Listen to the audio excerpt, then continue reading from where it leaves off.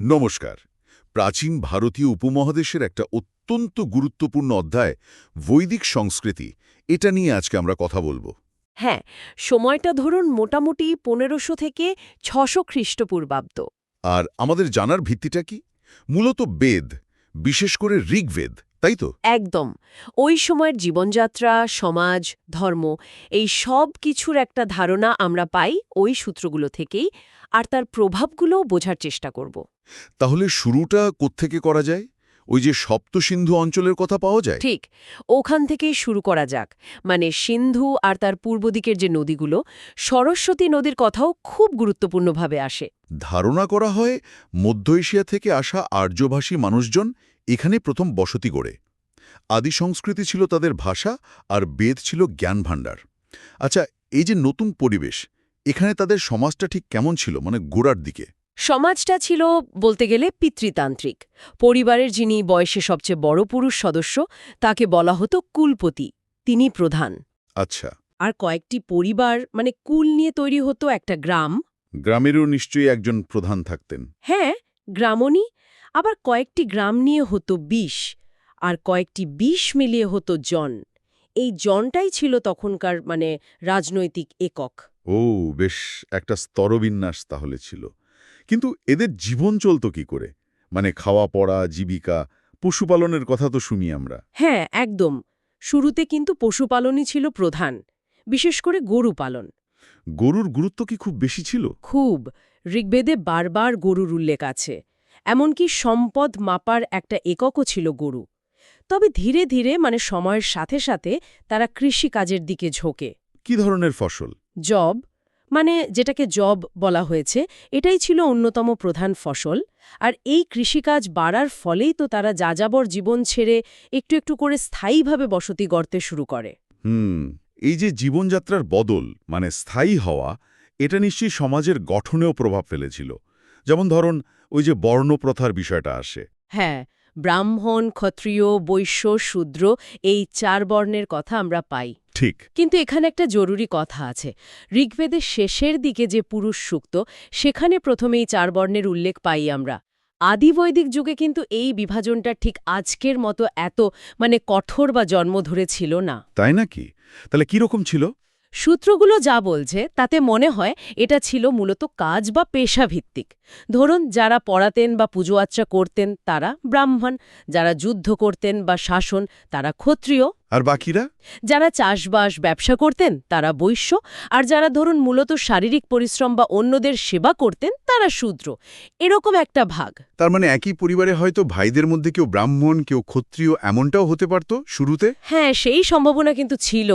এই নমনীয়তাটা খুব গুরুত্বপূর্ণ একটা দিক। অবশ্যই। আচ্ছা, সেই সময় সমাজে নারীদের স্থানটা কেমন ছিল, মানে মেয়েদের অবস্থান? সূত্র থেকে তো মনে হয় বেশ সম্মানজনক ছিল। তারা লেখাপড়া শিখতে পারতেন। এমনকি আমরা দেখি লোপামুদ্রা, ঘোষা এরকম বিদুষী নারীরা বৈদিক স্তোত্রও রচনা করেছেন। বা তার মানে শিক্ষা বা ধর্মীয় অনুষ্ঠানে তাদের ভূমিকা ছিল? অবশ্যই। বিভিন্ন সামাজিক অনুষ্ঠানে, যজ্ঞে তারা সক্রিয়ভাবে অংশ নিতেন। তবে হ্যাঁ, যেহেতু সমাজটা ছিল পিতৃতান্ত্রিক, কিছু সীমাবদ্ধতাও তো ছিলই। বিশেষ করে ধরুন সম্পত্তির অধিকার বা রাজনৈতিক ক্ষেত্রে।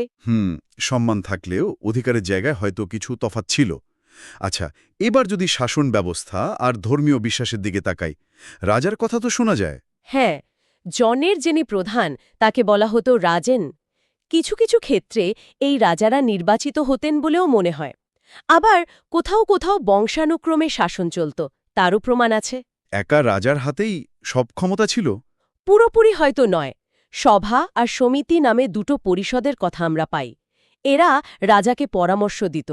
এমনকি নতুন রাজা নির্বাচনেও এদের ভূমিকা থাকত। মানে পুরোপুরি স্বৈরতন্ত্র ছিল না। বেশ ইন্টারেস্টিং। আর ধর্ম? আমরা তো জানি যে তারা প্রকৃতির পুজো করতেন। একদম। আদি বৈদিক ধর্মটা ছিল মূলত প্রকৃতিকেন্দ্রিক। ইন্দ্র মানে বজ্রবৃষ্টির দেবতা, অগ্নি মানে আগুনের দেবতা, বরুণ সূর্য এরাই ছিলেন প্রধান। যজ্ঞে আহুতি দেওয়াটাই ছিল উপাসনার মূল রীতি। এই ধারণাটা কি পরে বদলায়? হ্যাঁ, সময়ের সাথে সাথে ভাবনা চিন্তা তো পাল্টায়।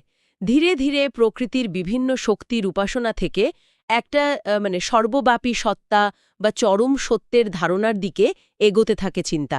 এর আভাস আমরা পাই উপনিষদের মতো পরের দিকের বৈদিক সাহিত্যে। তাহলে সব মিলিয়ে যদি দেখি, বৈদিক সংস্কৃতি বেশ একটা জটিল আবার সমৃদ্ধ সভ্যতা ছিল। নিজেদের ভাষা মানে সংস্কৃত, বেদ নামের বিশাল সাহিত্য ভাণ্ডার, একটা নির্দিষ্ট সমাজ কাঠামো। ঠিক। আর বর্ণপ্রথা, যেটা নিয়ে এত কথা হয়, সেটাও শুরুতে ছিল পেশাভিত্তিক, জন্মভিত্তিক নয়। সমাজে নারীদেরও একটা গুরুত্বপূর্ণ জায়গা ছিল। নিঃসন্দেহে। আর এই সংস্কৃতির প্রভাব তো শুধু তখনকার জন্য নয়, পরেও তো রয়ে গেছে। অবশ্যই। পরবর্তী ভারতীয় দর্শন, ধর্ম, সমাজ, সংস্কৃতি সবকিছুর ভিতটাই কিন্তু এই বৈদিক যুগ তৈরি করে দিয়েছিল।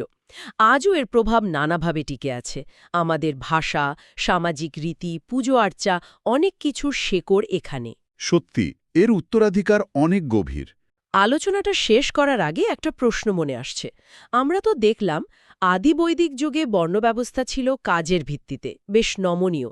কিন্তু কি এমন ঘটল, মানে ঐতিহাসিক, সামাজিক বা অর্থনৈতিক কি কারণ হতে পারে যার জন্য এই ব্যবস্থাটা পরে এত কঠোর আর পুরোপুরি জন্মভিত্তিক হয়ে গেল?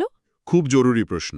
এই পরিবর্তনটা নিয়ে ভাবলে হয়তো তখনকার সমাজ বদলের ধারাটা আরও ভালোভাবে বোঝা যাবে। দারুণ একটা দিক। এই কারণগুলো খতিয়ে দেখাটা সত্যি খুব দরকারি।